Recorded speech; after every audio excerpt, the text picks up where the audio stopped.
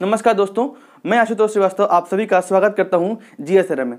दोस्तों, हम लोग मध्यकालीन भारत के बारे में यहाँ पर क्लास में देख रहे थे और यहाँ पर आज हम लोग मध्यकालीन भारत की तीसरी क्लास और इस्लाम के उदय के संबंध में दूसरी क्लास लेने जा रहे हैं। तो हम लोगों ने कल जहाँ से अपनी क्लास को छोड़ा था, आज हम लोग वहीं से कंटिन्यू करने जा रहे हैं और उसी के संदर्भ में आज हम लोग टॉपिक जो हमारा आज का मुख्य टॉपिक है उस टॉपिक पर बात करने जा रहे हैं, इस्लाम की मूल मान्यताएं। दोस्तों, कल मैंने आपको बताया था कि आज हम लोग किन विषयों पर चर्चा करेंगे, किन टॉपिक्स पर चर्चा करेंगे। तो आज उसी के संदर्भ में हम लोग आज पहली जो टॉपिक है हमारा इस्लाम के उदय से संबंधित, यहाँ पर हम लोग बात करने वाले हैं इस्लाम धर्म की मूल मान्यताएं अर्थात शिक्षाएं। कहने का तात्पर्य यह है कि इस्लाम यानी एक सच्चा मुसलमान जो होता है वो कैसे हो सच्चा मुसलमान कहलाता है। मतलब अगर आप एक सच्चे मुसलमान हैं तो क्यों कहेंगे आपको एक सच्चे मुसलमान के रूप में कि आप एक सच्चे मुसलमान हो। दोस्तों, एक सच्चा मुसलमान वह होता है जो इस प्रकार की 5 चीज़ों को रेगुलरली पालन करता है, उनका पालन करता है, उनको मानता है और उनके हिसाब से काम करने की कोशिश करता है, अपने जीवन में कभी ना कभी करता जरूर है। कुछ चीज़ें ऐसी हैं। तो यहाँ पर ये 5 मूल मान्यताएं हैं, 5 मूल शिक्षाएं हैं जो एक सच्चे मुसलमान को हमेशा माननी चाहिए। तो आज हम लोग इन चीज़ों के बारे में डिस्कस करने जा रहे हैं। दोस्तों, ध्यान से देखिएगा। दोस्तों, सबसे पहले देखिए आपके सामने जो आ रहा है वह है कलमा। आप सभी ने शायद सुना होगा इस वर्ड का नाम कलमा पढ़ते हुए कि ये कलमा क्या होता है। दोस्तों, ये कलमा होता है अल्लाह व उसके रसूल में विश्वास।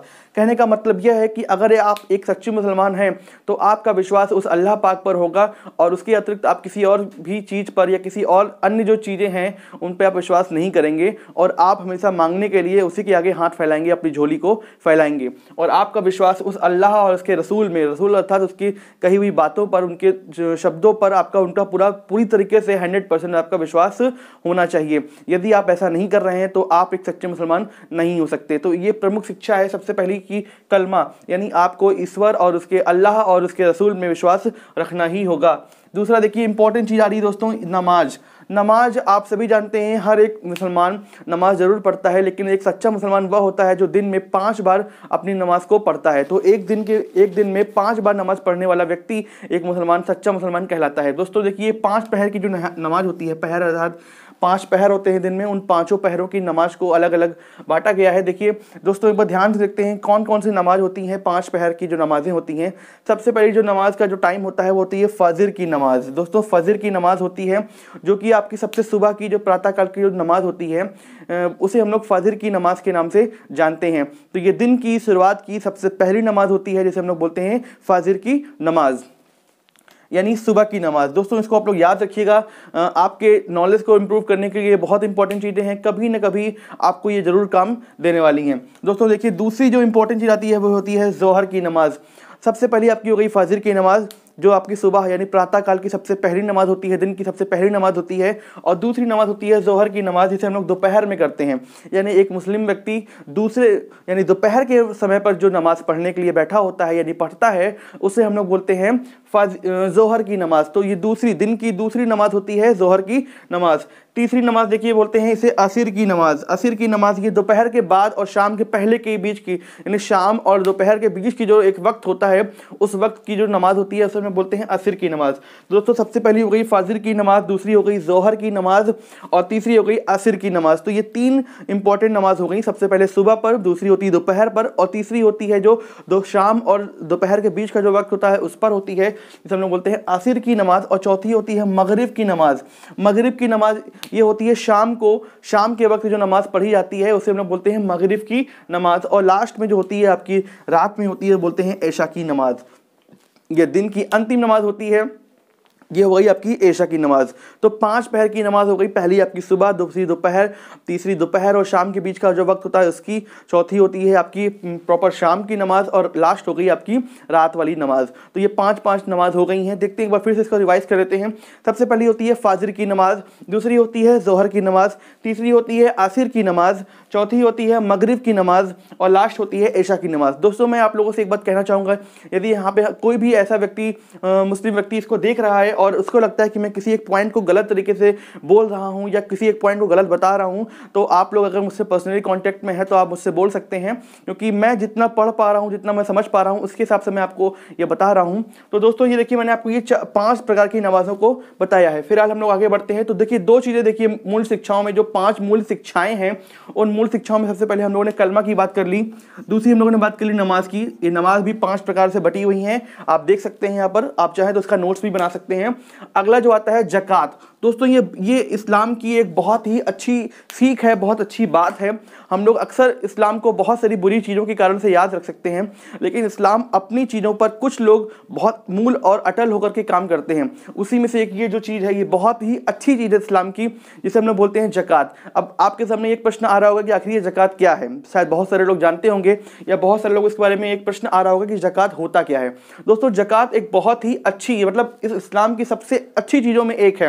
क्या है ये दोस्तों? इसमें यह होता है कि यदि कोई भी व्यक्ति जो आराम से खा पी रहा है, इस्लाम धर्म से जुड़ा हुआ, जो अपने भरण पोषण करने में सक्षम है और एक न्यूनतम आय को भी प्राप्त कर रहा है, अपनी मेहनत से एक न्यूनतम आय को भी प्राप्त कर रहा है, तो उसका कर्तव्य है, एक इस्लामी मतलब एक मुसलमान होने के नाते उसका यह कर्तव्य बनता है कि वह अपनी उस आय का 2.5% यानी 2.5% या अपनी कुल आय का 1/10वां हिस्सा, मेरी बात समझिएगा ध्यान से, यदि कोई भी व्यक्ति जो एक निश्चित आय को प्राप्त कर रहा है अपनी मेहनत के बल पर, एक ऐसा मुस्लिम व्यक्ति जो अपनी मेहनत के बल पर एक निश्चित आय को प्राप्त कर रहा है, तो वह अपनी आय का 2.5% अर्थात 2.5% या 1/10वां हिस्सा वह दान में देगा। दोस्तों यह एक धार्मिक कर के रूप में कार्य किया करता था अपने टाइम पर। अभी इसके बारे में हम लोग चर्चा करेंगे, कुछ और चीज़ों पर चर्चा करेंगे जो कर के रूप में होती हैं। फिलहाल देख लेते हैं कि यह हर एक व्यक्ति का कर्तव्य है जो अपनी एक निश्चित आय को प्राप्त करता है कि वह ज़कात भी ज़रूर देगा यदि वो एक सच्चा मुसलमान है। तो यह बहुत अच्छी चीज़ें होती हैं। आप लोग चाहें तो देख सकते हैं, जब भी रमज़ान का पाक महीना आता है तो बहुत सारे ऐसे लोग होते हैं जो सक्षम होते हैं, या बहुत सारे ऐसे लोग नहीं होते हैं सक्षम, फिर भी वो लोग कोशिश करते हैं कि वह जो गरीब लोग होते हैं, जो त्यौहार को नहीं मना पा रहे हैं, क्योंकि रमजान के पाक महीने के जस्ट बाद में ईद आती है, तो जो नहीं मना पा रहे होते हैं वो उनको कपड़े दान करते हैं, भोजन दान करते हैं, या और भी कई सारी चीज़ें दान करते हैं, और ये बहुत ही अच्छी चीज़ होती है। रुपए भी दान में दिए जाते हैं। तो ये इस धर्म की सबसे बेस्ट चीज़ें हैं जिसको भी मैं बहुत ज़्यादा अप्रिशिएट करता हूँ। दोस्तों अगला जो चौथा इंपॉर्टेंट होती है वो होती है रोज़ा। रोज़ा आप सभी जानते हैं, हर इंसान चाहे वो हिंदू हो या मुस्लिम, यदि हिंदू होता है तो वह व्रत रखता है और एक मुस्लिम व्यक्ति रोज़ा रखता है। दोस्तों आपको पता है जब रमजान का पाक महीना आता है, इस पाक महीने के जो दौरान एक बहुत सारे मुस्लिम वर्ग के लोग 1 महीने का पूरा रोज़ा रखते हैं। उसके बाद अंत में उस रोज़ा को तोड़ करके, यानी अंत में आकर के ईद को मनाया जाता है। इसके अतिरिक्त भी कई बार ऐसा साल में अवसर आता है जब 1-1 दिन का या 2-2 दिन का लोग रोज़ा रखते हैं। यह रोज़ा ये आपको शरीर को पवित्र रखने के लिए मान लिया जाता है, ऐसी मान्यताएं होती हैं, क्योंकि हर धर्म में रोज़ा अर्थात व्रत की मान्यताएं हैं। तो बिल्कुल वैसे ही जैसे कि एक हिंदू धर्म में करवा चौथ या इस प्रकार की कई प्रकार के ऐसे वक्त आते हैं जब हम लोग व्रत को मानते हैं, वैसे ही ये रोज़ा भी बहुत इंपॉर्टेंट चीज़ मानी गई है। यदि आप एक सच्चे मुसलमान हैं तो आप एक वक्त आने पर, यानी रमजान के पाक महीने में ज़रूर रोज़ा रखने वाले हैं। तो ये 4 चीज़ें मैंने आपको बताई, कलमा, नमाज, ज़कात, रोज़ा। दोस्तों अगर आपको कोई भी डाउट हो रहा हो तो मुझसे ज़रूर पूछेगा कमेंट बॉक्स में आकर के। और देखिए जो लास्ट पॉइंट आ रहा है वह है हज, यानी मतलब कहने का यह हज आप सभी जानते हैं मक्का मदीना यानी काबा की ओर। यदि आप एक सच्चे मुसलमान हैं तो जीवन में मरने से पहले आपको प्रयास ये जरूर करना चाहिए कि आप एक बार हज की यात्रा अर्थात काबा के दर्शन करने के लिए ज़रूर जाएं। यदि आप ऐसा नहीं कर पा रहे हैं, क्योंकि हर इंसान सक्षम नहीं होता कि वह हज की यात्रा कर सके, काफ़ी खर्चीली हो जाती है, हर इंसान इसका मैनेज नहीं कर पाता है, लेकिन फिर भी उसको एक प्रयास ये करना चाहिए कि वह हज की यात्रा कर सके। तो दोस्तों ये 5 मूल शिक्षाएं एक सच्चे मुसलमान होने की हैं, कलमा, नमाज, ज़कात, रोज़ा और हज। तो ये हम लोगों ने कुछ मूल शिक्षाओं के बारे में बात करने जा रहे हैं एक अलग जगह पर, नेक्स्ट पॉइंट पर। नेक्स्ट जो आपका अगला पॉइंट आता है वह है शरीयत के अनुसार इस्लामिक कर। दोस्तों इस्लाम का जो शरीयत एक कानून होता है, इस्लामिक कानून होता है, इसके बारे में भी हम थोड़ा चर्चा करेंगे आगे। तो दोस्तों शरीयत के हिसाब से इस्लाम में 4 प्रकार के करों की व्यवस्था की गई है। यह मूल रूप से जो कर थे वह माने गए थे, लेकिन अलग अलग टाइम पर अलग अलग सुल्तानों ने, अलग अलग राजाओं ने, जो इस्लामिक राजा भारत में रहे हैं अलग अलग वंशों से, उन्होंने अपने अपने तरीके से इन करों को मैनेज किया, या कुछ और नए कर भी लगाए और कुछ करों को हटाया भी। लेकिन वास्तविक रूप से यदि शरीयत के हिसाब से माना जाए तो इस्लामिक में 4 प्रकार के करों की व्यवस्था की गई है। आइए देख लेते हैं दोस्तों। आपको याद रखना है कि ये जो कर हैं जो मैं आपको पढ़ाने जा रहा हूँ, ये आपसे एग्जाम में अक्सर पूछ लिए जाते हैं और ये बहुत ज़्यादा इंपॉर्टेंट होते हैं, तो आप लोग इन पर थोड़ा ध्यान से देखिएगा। दोस्तों सबसे पहले जो आपको आने जा रहा है ज़कात। आपसे पूछते ऐसे ही है कि ये जो कर है वो किससे से जुड़ा हुआ कर है, ऐसे क्वेश्चन आपसे पूछे जाते हैं, तो उसको देखिएगा आप लोग। दोस्तों सबसे बड़ा आता है आपका ज़कात। ये बहुत इंपॉर्टेंट कर रहा है, इसे हम लोग बोलते हैं धार्मिक कर। अभी पीछे हम लोगों ने चर्चा की थी इसके बारे में कि यह एक धार्मिक कर है।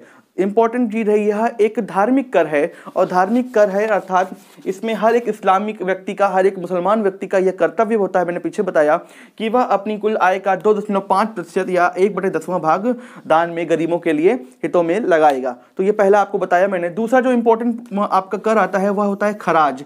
दोस्तों यह एक भू राजस्व कर होता है, यानी आप जमीन से लिए जाने वाला टैक्स के रूप में कर होता है, या एक भूस्वामी से लिए जाने वाला टैक्स होता है, इसीलिए इसको खराज बोला गया है। यह एक आम व्यक्ति या किसी भी स्पेशल व्यक्ति से लिया जाता था अपने टाइम पर खराज। यह शरीयत के हिसाब से लिए जाने वाला कर है, तो याद रखिएगा ज़कात एक धार्मिक कर है और खराज एक भू राजस्व कर है। अगला देखिए इंपॉर्टेंट जो कर आ रहा है वो होता है खुम्स या खम्स भी कहीं बोल दिया जाता है। यह एक लूट में प्राप्त धन होता है। दोस्तों आपको पता है उस वक्त पर लगातार जो सेनाएं होती थीं, जो साम्राज्य होते थे या जो सुल्तान हुआ करते थे, वो अपने साम्राज्य विस्तार के लिए लगातार प्रयास करते रहते थे और साम्राज्य विस्तार करने के लिए वो अलग अलग जगहों पर वो अटैक करते थे या लूटने का काम करते थे। तो जब वो किसी जगह को लूट लिया करते थे, वहाँ पर जीत प्राप्त कर लिया करते थे, तो जो भी जितना भी वो लोग लूट में प्राप्त धन को जो प्राप्त करते थे उस पर ये कर लगाया जाता था। तो दोस्तों क्योंकि आपको पता है जो युद्ध होता था उसमें जो लूट होने पर जो काफ़ी बड़ी संख्या में धन की प्राप्ति होती थी, संपत्ति की प्राप्ति होती थी, उस संपत्ति में अधिकांश जो हिस्सा होता था वह सेना को समर्पित किया जाता था, क्योंकि सेना ने ही सारा काम किया होता है। तो इसलिए सेना भी इसमें काफ़ी मन से काम करती थी, क्योंकि उसे पता होता था कि जितना वह लूटेगी उसमें काफ़ी बड़ा हिस्सा उसको मिलने वाला है। तो यह एक प्रकार की एक रणनीति भी आप कह सकते हैं कि 4.5% जो हिस्सा होता था, यानी अगर 5 हिस्से बांटे गए उसमें 4% जो 4 हिस्से हो गए वो सेना को ही मिल जाया करते थे। तो इससे काफ़ी ज़्यादा सेना के जितने भी सिपाही होते थे वो काफ़ी ज़्यादा इसके लिए प्रयास करते थे। तो 4/5वां हिस्सा जो हुआ करता था वह सेना को प्राप्त होता था और 1/5वां हिस्सा जो होता है, जो बचता है, उसे खजाने में, यानी सरकारी जो खजाना हुआ करता था सरकार का उस वक्त के हिसाब से, वहाँ पर जमा किया जाता था। तो कई सारे सुल्तानों ने इसको अपने हिसाब से मैनेज किया है। जैसे कि मैंने आप देखिए लिखा हुआ मोहम्मद बिन तुगलक और अलाउद्दीन खिलजी, ये मेन एग्जाम्पल हैं अलग अलग वंशों में, इनके बारे में हम लोग आगे पढ़ाई करेंगे। इन लोगों ने ये व्यवस्था को थोड़ा बदल दिया था। इन्होंने क्या किया था कि जो 4/5वां जो हिस्सा आम सेना के लिए हुआ करता था उसको उन्होंने सरकारी खजाने में जमा करवाना शुरू कर दिया, और 1/5वां जो भाग जो खजाने में आया करता था उसको उन्होंने सेना में देना शुरू कर दिया। तो इससे उन्होंने अपने खजाने को भरना बहुत तेजी से शुरू किया, लेकिन कहीं कहीं पर ये चीजें उनके लिए उल्टी भी साबित हो गई। तो कुल मिला के आपको इतना याद रखना है कि जो खुम्स होता है ये लूट में प्राप्त धन होता है इस्लामिक शरीयत के अनुसार। अब बात करते हैं अंतिम, इसे बोलते हैं लोग जजिया कर। ये भी बहुत ज़्यादा चर्चा में रहता है। दोस्तों ये जितने भी कर हैं ये अक्सर कई सारे विषयों के कारण चर्चा में रहे हैं। जैसे कि मैंने आपको बताया ज़कात, ये बहुत अच्छा माना गया। वैसे ही जजिया भी एक बहुत ही ज़्यादा आपसे बोल दूं कि चर्चा में रहने वाला कर है। इसके बारे में बहुत सारी अच्छी या बुरी बातें, अच्छी तो बातें नहीं बोल सकता हूँ मैं, बुरी बातें बोली जाती हैं। जैसे कि यह एक गैर इस्लामिक कर था। गैर इस्लामिक कर से तात्पर्य यह है कि उस वक्त के हिसाब से जब देश के अंदर सबसे पहले इस्लामिक यानी मुसलमानों का आक्रमण हुआ, सफल आक्रमण हुआ, जिसको हम लोग याद रखते हैं मोहम्मद बिन कासिम के अटैक से, वह सफल आक्रमण था। उसके बारे में हम लोग अगली क्लासों में चर्चा करने वाले हैं कासिम के बारे में। तो मोहम्मद बिन कासिम ने देश के अंदर, अपने भारत के अंदर सिंध क्षेत्र पर जीतने के बाद सबसे पहले यह कर लगाया था जजिया कर। यह एक ऐसा कर है जो गैर इस्लामिक लोगों पर लगाया जाता था। अर्थात कहने का मतलब यह हुआ कि उस वक्त के हिसाब से जो जनता हिंदू थी, बौद्ध थी, जैन थी या कुछ और धर्म से जुड़ी हुई थी, उन सभी लोगों के पर उनकी रक्षा के बदले में, यानी यदि वह हमारी रक्षा कर रहे हैं, उनकी सेना हमारी रक्षा कर रही है, तो उसके एवज में वह हमसे कर लिया करते थे, जिसे जजिया कर कहा जाता था। यह इसके लिए भी कुछ एक्सेप्शंस हैं, जैसे कि बच्चे हो गए, बूढ़े लोग हो गए, कुछ महिलाएं हो गई, उन लोगों से ये कर नहीं लिया जाता था। बट इसके अतिरिक्त यह गैर इस्लामिक कर हर इस व्यक्ति से लिया जाता था जिसकी रक्षा के बदले में सेना वहाँ पर काम कर रही होती थी। तो यह मुसलमानों से नहीं लिया था, इस बात को आप लोग याद रखिएगा। तो ये 4 प्रकार के शरीयत के हिसाब से कर हो गए। सबसे पहले आपका आता है ज़कात, जो कि धार्मिक कर है, खराज जो कि एक भू राजस्व कर है, खुम्स जो कि लूट में प्राप्त धन है, और अंत में आता है जजिया कर जो कि गैर इस्लामिक कर है। तो दोस्तों अब हम लोग आगे बात करने जा रहे हैं इसके तीसरे पॉइंट की ओर, आज के क्लास के तीसरे इंपॉर्टेंट पॉइंट की ओर। जैसा कि मैंने पीछे बताया आपको कि शरीयत शब्द के बारे में हम लोग बहुत सारी बातें सुनते हैं, क्योंकि अभी आप लोगों ने देखा होगा चर्चा में था कि तालिबान द्वारा शरीयत कानून को मान्यता प्रदान की गई है। तालिबान अफगानिस्तान में काम कर रहा है। तो ये शरीयत वर्ड क्या है दोस्तों, थोड़ी सी इसके बारे में हम लोग जानकारी प्राप्त कर लेते हैं। अगर आप बहुत शॉर्ट में बोलें तो शरीयत एक इस्लामिक कानून है, क्योंकि हो सकता है आपके एग्जाम में ये पूछ लें कि शरीयत क्या है। आपके ऑप्शन में 4 ऑप्शन मिल जाएंगे, इस्लामिक कानून, इस्लामिक मान्यता या कुछ और चीज़ें। आपको ध्यान रखना है कि ये एक इस्लामिक कानून है और इसमें भी 4 चीज़ों को ध्यान रखना पड़ेगा आपको। दोस्तों यह एक इस्लामिक कानून है जो कि 4 चीज़ों को मान्यता प्रदान करते हुए अपने निर्णयों को सुनाता है। ये 4 चीज़ें क्या क्या हो गई देखिए। सबसे पहले कुरान, इजमा, सुन्ना अर्थात हदीस और कियास। ये 4 चीज़ें हैं जिनके हिसाब से शरीयत अपने नियमों को यानी अपने निर्णयों को, अपने कानून को मान्यता प्रदान करता है। ये 4 चीज़ें क्या क्या होगी। सबसे पहले आता है आपका कुरान। कुरान आप सभी को मैंने पीछे बताया कि यह एक ईश्वरी पैगाम के रूप में आया था जिब्राइल के द्वारा, जो ईश्वरी दूत आए थे और पैगंबर मोहम्मद साहब जी से उन्होंने वार्ता करी थी, और जो बातें ईश्वर का जो पैगाम उनको दिया था, उस पैगाम को जो लिखित रूप में संकलित किया गया है उसे हम लोग बोलते हैं कुरान। यानी एक ईश्वरी किताब बोली गई है, अल्लाह पाक द्वारा दी हुई किताब है। तो उसमें जो जो बातें कही गई हैं उन बातों के हिसाब से जो निर्णय दिए जाते हैं, जो बातें रिजल्ट के रूप में शो की जाती हैं, जो बातें कही जाती हैं इस्लाम में, उसे हम लोग कुरान के नाम से उसे हम लोग शरीयत का एक हिस्सा मान लेते हैं। आपको मेरी बात समझ में आ रही होगी शायद। अगला जो इंपॉर्टेंट होता है वह है इज्मा। इज्मा क्या है दोस्तों, जो कुछ इस्लामिक विधि शास्त्री होते हैं, विधि शास्त्री अर्थात आप सीधा सीधा बोलते हैं जज, ऐसे जज जो इस्लामिक कानूनों के हिसाब से अपने हिसाब से कुछ निर्णय देते हैं। आपको नॉर्मली आप लोग जैसे एक्ट होते हैं कई तरह के, या सुप्रीम कोर्ट या हाई कोर्ट जिन रिजल्ट को शो करते हैं, जो दिखाते हैं, तो उनके वो लिखित रूप में लिख लिए जाते हैं और उसके हिसाब से जो निचली अदालतें होती हैं, जिलों में रहने वाली जो अदालतें होती हैं, वो अपने हिसाब से उसको देख करके उसके आधार पर अपने निर्णयों को सुनाती है। तो बिल्कुल वैसे ही है कि जो विधि शास्त्रियों द्वारा दिए गए निर्णय हैं, उन निर्णयों के आधार पर शरीयत अपने निर्णयों को यानी अपने कानून को मान्यता प्रदान करती है, अपने रिजल्ट को सुनाती है। तो यह भी इज्मा इसे ही बोलते हैं, अर्थात विधि शास्त्रियों द्वारा दिया गया निर्णय। अगला देखिए सुन्ना या हदीस। अभी पीछे उन्होंने चर्चा करी थी कि पैगंबर मोहम्मद साहब के जो उपदेश हैं, उन उपदेशों का ही संग्रह है हदीस कहलाता है। तो उसी उपदेश के आधार पर यदि कोई रिजल्ट सुनाया जाता है इस्लाम में, तो वह भी शरीयत का तीसरा हिस्सा मान लिया जाता है। और अंत में आता है कियास। कियास होता है सदस्यता के आधार पर दिया गया रिजल्ट या तर्क।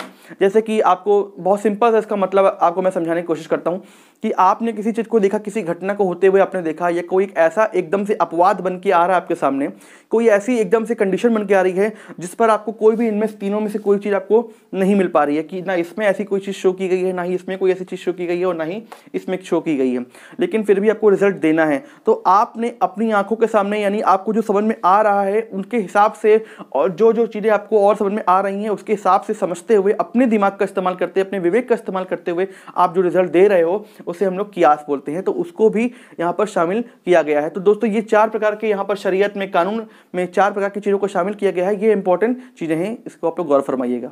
दोस्तों हम लोग अब आगे बढ़ते हैं अपने इसके आज के दिन के चैप्टर के अंतिम पॉइंट की ओर, और हम लोग बात करने वाले हैं खिलाफत के बारे में। दोस्तों खिलाफत, और आप लोगों ने खलीफा वर्ड का जरूर जिक्र सुना होगा। दोस्तों ये क्या चीज़ है आपको मैं बताऊं कि 632 ईस्वी में जब पैगंबर मोहम्मद हजरत साहब जी की मृत्यु हो जाती है, और उनकी मृत्यु होने के बाद उनका जो स्थान होता है, जो आस्था का जो स्थान होता है, उनका जो विशेष स्थान होता है, वह खाली हो जाता है। और क्योंकि उन्होंने अपने लाइफ में अपने मरने के समय अपना कोई उत्तराधिकारी नियुक्त नहीं किया था, जिसके कारण से एक नई समस्या उत्पन्न हो जाती है। और इस समस्या के सॉल्यूशन के लिए एक खिलाफत का एक संस्था होती है, खिलाफत के नाम से एक संस्था होती है, खिलाफत की एक संस्था का गठन किया जाता है, और उसके आधार पर जो यह निर्णय करती है कि अगला उत्तराधिकारी कौन होगा, अगले उत्तराधिकारी को निर्णय का देने के लिए, उसे नियुक्त करने के लिए यह खिलाफत काम करती है। और इस प्रकार से सबसे पहले जो व्यक्ति पहले खलीफा के रूप में आते हैं, आपको याद रखना है दोस्तों, मैंने यहाँ पर कुछ 5 जो आरंभिक खलीफा रहे हैं उनका यहाँ पर नाम लिखा है, आपको बस इनके ऊपर थोड़ा सा ध्यान रखना है आपकी नॉलेज के लिए। अबू बकर नाम के जो व्यक्ति थे, ये सबसे पहले खलीफा बनते हैं इस्लाम के, सबसे पहले खलीफा, और उनका जो वक्त होता है वो 632 से 634 यानी 2 साल के लिए बनते हैं। यानी 632 में मोहम्मद साहब जी की मृत्यु होने के तत्पश्चात तुरंत बाद ही ये तुरंत वहाँ के खलीफा बना दिए जाते हैं। और यह मोहम्मद साहब जी के मित्र भी होते हैं, ऐसा कहा जाता है कि ये उनके मित्र थे और अबू बकर के रूप में सभी का सर्वसम्मति से इनको खलीफा के रूप में नियुक्त कर दिया जाता है। इनकी मृत्यु होने के पश्चात 634 में उमर नाम के एक व्यक्ति होते हैं जिनको खलीफा नियुक्त किया जाता है। देखिए, इस्लाम में खलीफाओं से संबंधित बहुत सारी कहानियाँ हैं, बहुत सारी बातें हैं। यह थोड़ी सी मैं चर्चा से हट जाऊँगा, अपने विषय से हट जाऊँगा और ये काफ़ी बड़ा एक इतिहास बन जाता है। कई सारी बातें हैं, कई सारे युद्ध हुए हैं इनके संबंध में, खलीफाओं के आगे बढ़ने के संबंध में, किस प्रकार से शिया और सुन्नी धर्म जो विशेष दो संप्रदाय बढ़ जाते हैं उनका उदय कैसे होता है, ये सब चीज़ें बिल्कुल अलग चीज़ें हैं, इसलिए मैं उन पर चर्चा नहीं कर रहा हूँ। मैं यहाँ पर कुछ जो मेन चीज़ें हैं उन पर ही चर्चा करते हुए आगे बढ़ रहा हूँ। तो दूसरे जो खलीफा होते हैं वह उमर होते हैं और तीसरे आते हैं उस्मान। दोस्तों, उस्मान इस खिलाफत के द्वारा नियुक्त किए हुए तीसरे खलीफा होते हैं। इनका जो वक्त होता है वो 644 ईस्वी से 656 ईस्वी के दौरान होता है। और अगले जो चौथे आते हैं ये बड़े महत्वपूर्ण व्यक्ति रहे हैं। चौथे जो खलीफा रहे हैं इनका नाम था अली। हम सभी अली का नाम अक्सर सुन लेते हैं। यह अली जो थे यह मोहम्मद साहब जी के दामाद थे और उनके चचेरे भाई भी कहे जाते हैं। कुछ जगहों पर इनको चचेरे भाई के रूप में कहा जाता है, कुछ जगहों पर इनको भतीजे के रूप में भी देखा जाता है। तो यह मुझे एग्जैक्टली पता नहीं है कि वो क्या थे, बट जो मैं जिसको मैंने पढ़ा है उसके आधार पर मैं बोल रहा हूँ कि यह उनके चचेरे भाई थे और उनकी बेटी जिनका नाम था फातिमा, मोहम्मद साहब जी की जो बेटी थी जिनका नाम था फातिमा, ये उनके पति भी थे। तो उनके भाई और उनके दामाद थे। तो यह अली जो होते हैं इनको 661 ईस्वी में इनका कत्ल कर दिया जाता है। दोस्तों, यह बहुत विवादित चीज़ रही है जहाँ से इस्लाम के अंदर कुछ और चीज़ों में बदलाव आना शुरू होता है। जो वास्तविक जो रूप मूल रूप जो था पैगंबर मोहम्मद हजरत साहब जी के समय पर, उससे काफ़ी ज़्यादा परिवर्तन आना शुरू होता है। इसमें कई प्रकार की लड़ाइयाँ शुरू हो जाती हैं।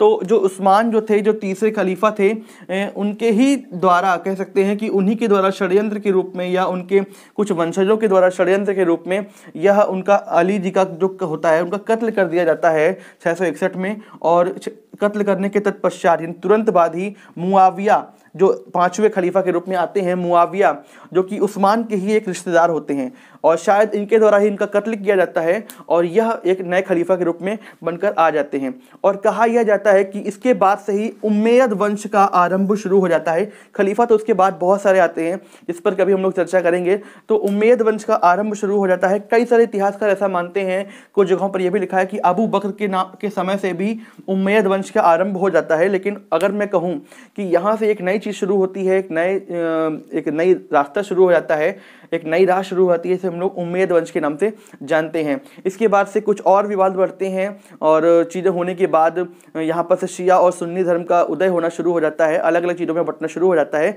तो वह अलग चर्चा का विषय है। तो दोस्तों, इस प्रकार से हम लोगों ने 2 क्लासों के माध्यम से इस्लाम के उदय और इससे जुड़ी हुई कई सारी चीज़ों की में चर्चा करी। और दोस्तों, आगे हम लोग अगले मोहम्मद बिन कासिम और इन सब चीज़ों पर विषय में चर्चा करने वाले।